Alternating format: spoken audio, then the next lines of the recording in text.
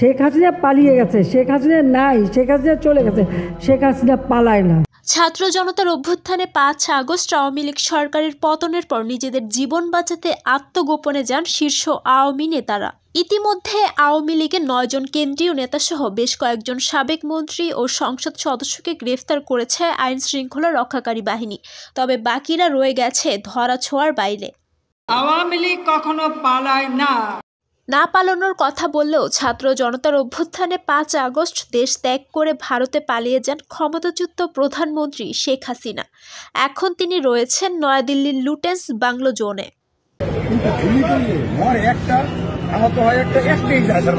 এভাবেই সাবেক স্বরাষ্ট্রমন্ত্রী আসাদুজ্জামান খান কামালকে আন্দোলনের কথা বর্ণনা করেছিলেন ডিএমপি সদস্য ইকবাল। আওয়ামী সরকারের পতনের পর আত্মগোপনে চলে যান তিনি।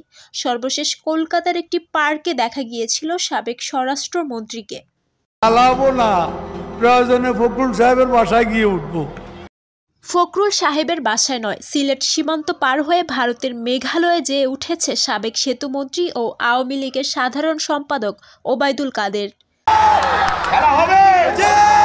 এদিকে সরকার পতনের পরপরই দিল্লিতে দেখা গিয়েছিল শামীম ওসমানকে। সম্প্রতি তাকে দেখা গিয়েছে মক্কায়।